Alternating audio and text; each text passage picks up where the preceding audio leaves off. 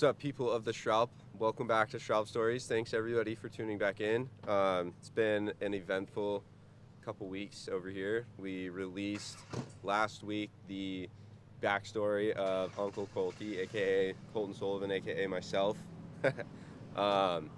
which was really fun to film. Actually, it was with my previous sponsor, and they kind of put it all together. But yeah, it was a really cool video about where I started and why I started and how it all kind of came about. But this week we're back on it. Tech tips, Uncle Colty. Let's talk to you about fins. Don't be afraid to switch your fins up. And this is case in point right here. The board that I'm gonna ride today, it was built to be a thruster. I built it myself actually, and I meant it to be a 3-fin surfboard. It's a copy of a neckbeard, I think. The Chop Tail Channel Islands board. I think it's a neckbeard. And yeah, I've always really wanted one, so I decided to make one for myself. It's supposed to be a 3-fin board, and the other day I was playing around with different fins. True Aims got me some new fins, and I was like, oh, whatever, I'll go give it a shot. And it ended up changing the whole board completely for the better. So we're gonna go for a Shralp. You know the rules. We're gonna go for a Shralp, and we're gonna talk to you guys about what fins I have, why I switched it, and why they work better. So follow along, it's firing.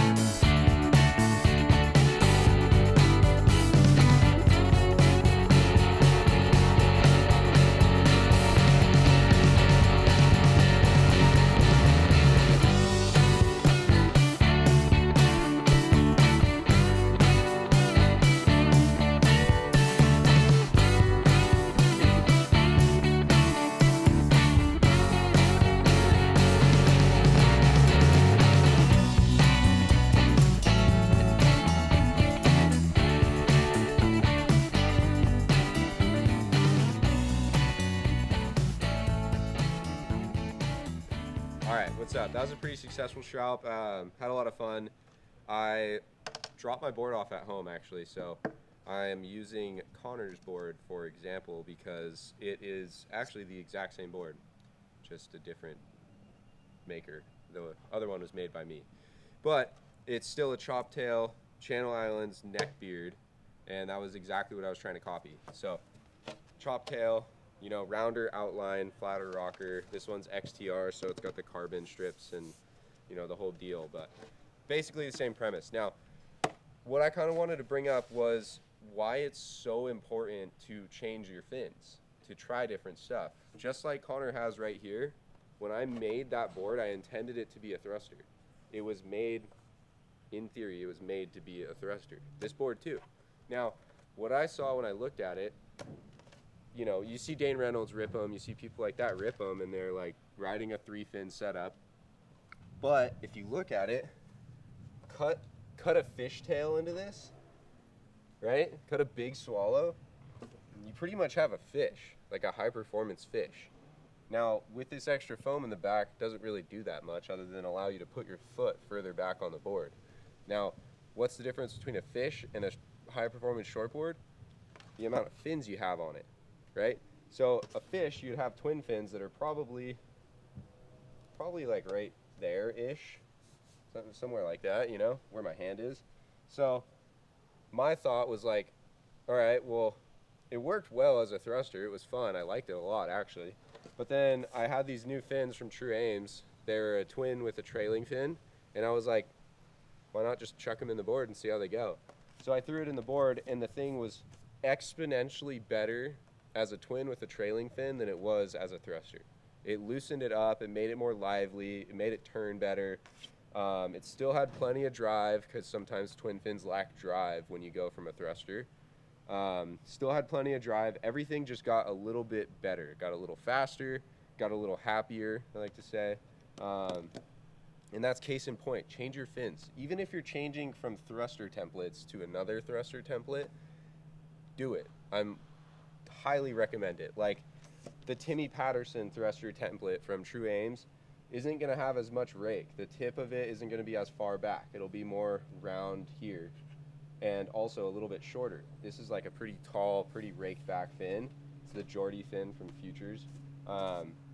But you throw the Timmy template in there and it's going to be more pivoty because there's not so much tip back here grabbing in the water. There's like less fin deep in the water and far back, so you're going to be able to pivot more, not so much like on rail necessarily, but like when you're pivoting through the wave and trying to generate speed, it's going to be a lot more mobile. So I always really highly recommend changing your fins up. Another fun thing to do, because at the end of the day, surfboards are just like theory, you know? It's all subjective to the person riding the board.